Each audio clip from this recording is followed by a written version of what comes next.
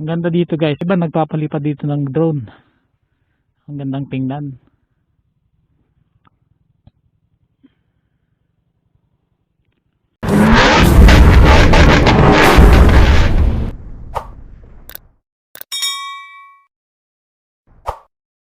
So, good day sa ating lahat. Ngayon ay gamit pa rin kasi ito lang yung gamit natin. Yung ating XRM125 Motard. For today's video ay pag-uusapan naman natin guys yung mga bagay na nagustuhan ko dito sa ating XRM125 sa loob ng kalahating taon na paggamit natin ito. Marahil kayo ay may mga experience na mas marami compare sa akin kasi bago pa lang ito sa akin, nasa 6 months pa lang. Yung iba, marahil kayo guys ay umabot na sa inyo ito ng ilang taon at mas marami kayong na-experience na maganda at marami rin kayong na-experience na hindi maganda dito sa ating XRM125.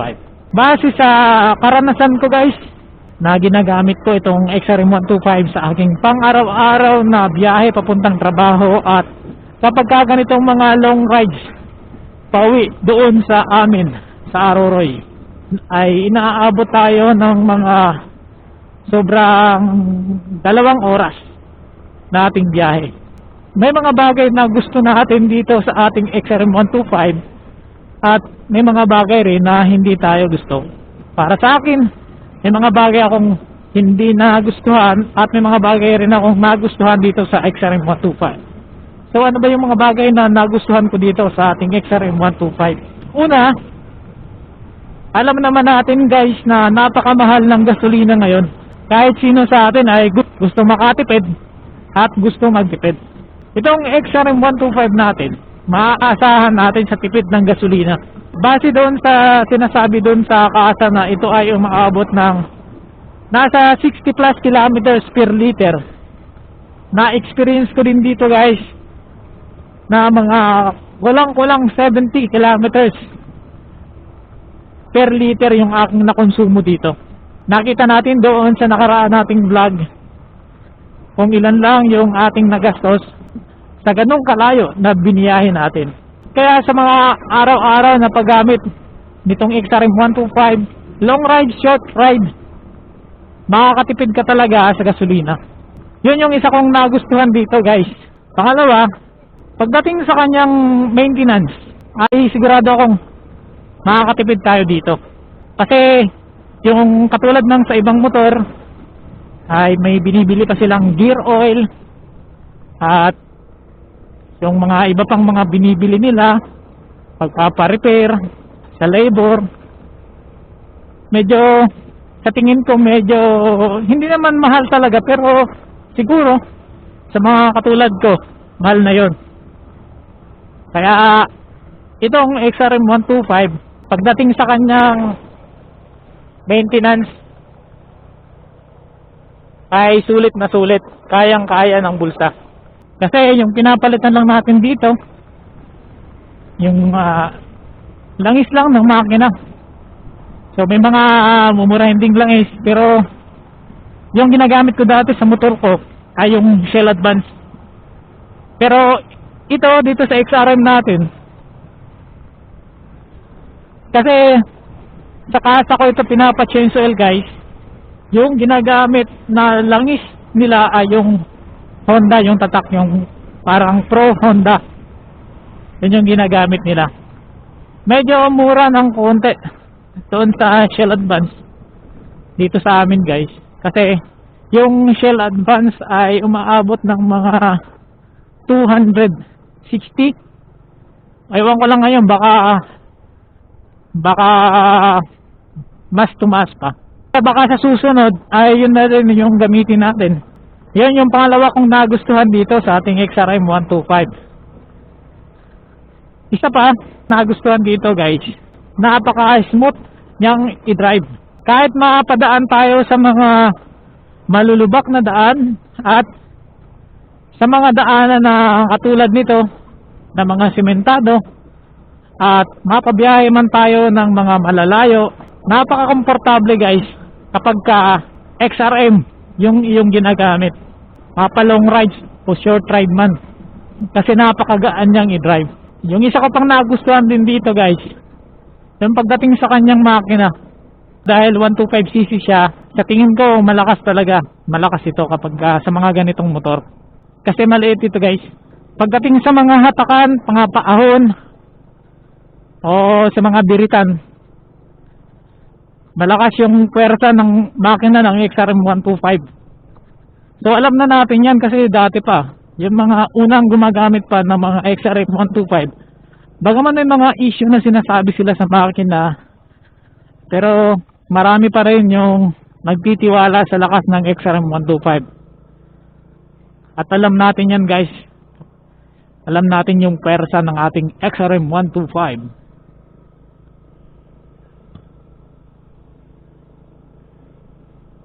Ganda dito. Yun no. Ito yung zigzag road dito sa amin guys. Sakop ito ng munisipyo ng Mandaon. Yan no. At isa pa sa nagustuhan ko rin dito guys, kasi ang XRM 125 ay pwede sa off-road at on-road. At subok na matibay ito. Yan no, ang ganda ng view.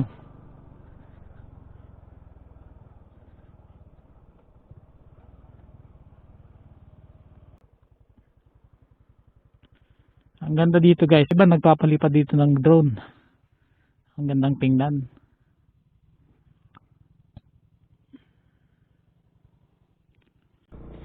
So ayun guys, ayun yung mga bagay na nagustuhan natin sa ating XRM 125. So ano naman yung mga bagay na hindi natin nagustuhan dito? Isa sa mga hindi ko nagustuhan din dito guys, yung pagdating sa kanyang panel board. Ayan, kung mapapansin nyo guys, nag-crack yung kanyang panel board. May mga crack, may mga maliliit na crack. Noong dinala ko to sa kasa, tinanong ko kung ano kayang pinakadahilan kung bakit nagkakaganto yung ating panel screen. Yung sabi sa atin, baka raw nabilad sa arawan. So ayun, baka inisip ko na baka nga na kaibigan natin nag-comment na baka raw hindi siya inatan, baka pinagtripan. So hindi natin alam kung ano yung talagang nangyari. May mga iba kasing XRM na nakikita natin na kahit nasa initan, nasa ilalim ng sikat ng araw, nakabilad yung kanilang motor. Nung tiningnan ko yung kanilang panel board screen, wala namang ganyan guys. Baka biisip ko baka nga pinagtripan lang, o baka may mga ginawa talaga silang mahina sa initan. Hindi ko lang alam. So sana nga ay hindi na ito lumala. So hindi ko naman ito binibilad talaga sa araw kasi mayroon naman itong yung binilihan ko to ng kanyang cover. At yung isa pa sa hindi ko rin nagustuhan, itong nangyari sa kanyang salamin. Yan guys oh. Di ko alam kung paano yan. So noong una ay hindi pa yan ganun kalala. Pero nung tumagal na, parang medyo lumalabo na. Pero kaya pa naman, kita pa naman. Kaso nga parang dumadami yung ganyan. Isa pa sa hindi ko rin nagustuhan, yung mga binanggit na natin ito dati noon sa ating mga nakaraang video. So may mga naka-experience na mga kaibigan natin, may mga nagko-comment na ganito daw yung na-experience nila sa brake, sa kanilang mga disc brake ng XRM. Tumutunog. Ganon din yung na-experience ko guys dito, na yung kanyang brake sa hulihan ay tumutunog. Pero ay kanyang performance ay hindi naman bumabago. Ganon pa rin. Kaso nga lang, medyo nakakailang minsan baka minsan sumasagi sa isipan natin na baka nagka-diferensya yung ating preno kasi may iba tayong napapakinggan, may iba tayong naririnig na tunog. Compare dito sa unahan natin na wala tayong nararamdaman, wala tayong naririnig at malakas yung preno. Malakas naman yung preno niya sa ulian. Ganun nga lang guys, may tumutunog nga. Nung dinala ko to sa casa, tinanong ko kung ano bang problema ng ganitong tumutunog na preno sa hulihan ng aking disc brake. Kasi sabi ko baka dumiperensya, baka humina yung ating brake, delikado. Yung sabi nila normal lang daw yun. So yun, hinayaan ko na lang hanggang sa lumipas yung ilang buwan hanggang ngayon nasa mahigit 6 na buwan na araw-araw na paggamit ko nito, hindi nawawala yung kanyang pagtunog paminsan ng kanyang preno sa huli. Pero kapag ka mabilis yung takbo mo at mainit yung panahon, hindi mo maririnig yung tunog ng kanyang preno. At isa pa sa hindi ko rin nakagustuhan dito sa XRM 125 ay yung kanyang upuan. Masyadong matigas ang kanyang upuan. Kaya kapag ka bumibiyahe tayo ng malayo, nananakit yung ating puwet sa kakaupo. Isa pa sa mga hindi ko rin nagustuhan dito sa ating XRM ay pagdating sa kanyang ilaw. Kahit na maliwanag, kahit na malakas yung kanyang ilaw, kapag naka high beam, yung kanyang low beam naman ay medyo mahina. Kaya kapag ka bumibiyahe tayo ng gabi at medyo mabilis ng konti yung ating takbo, kahit mabagal nga guys, matakbo ka ng mga 40, ay parang hindi ako komportable guys na ganun lang yung kanyang ilaw. Kaya ginagawa ko, tinalagay ko siya sa high beam para medyo lumiwanag.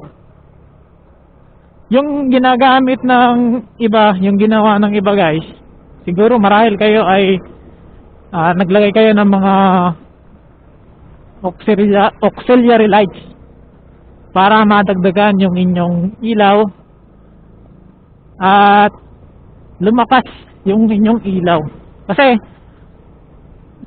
kapag bumibiyahe tayo ng gabi, maganda na malakas yung ilaw natin.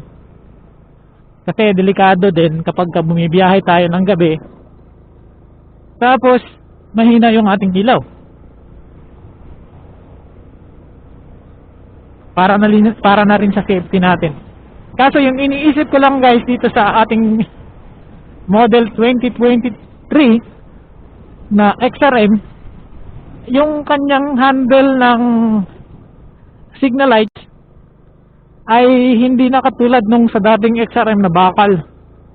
Kasi yun guys, yung bakal na handle ng XRM noon sa dati niyang model, magandang pagkabitan nyo ng MDL kasi hindi mo na kailangan ng baka kailangan din ng bracket pero hindi na ganun kahirap. May mga nakita tayong post sa Facebook guys kung ano yung remedyo na ginawa nila. Naglagay sila ng bracket. So pinag-iisipan ko din na ganun yung ating gawin para maliwanag yung ating ilaw. So ayun lang guys, yun yung mga nagustuhan ko at mga hindi ko nagustuhan sa ating XRM 125 sa loob ng higit 6 na buwan na paggamit ko nito. Pero yung mga hindi natin nagustuhan, hindi naman grabe talaga. Yung mga experience lang natin dito na medyo hindi maganda. Pero pagdating sa performance, alam natin na solid ng ating XRM 125. Hanggang dito lang guys Maraming salamat sa panonood sa ating video. At kung bago ka pa lamang sa ating channel, huwag kalimutang mag-subscribe. Ride safe always sa ating lahat, guys. This is Nel Ride Moto.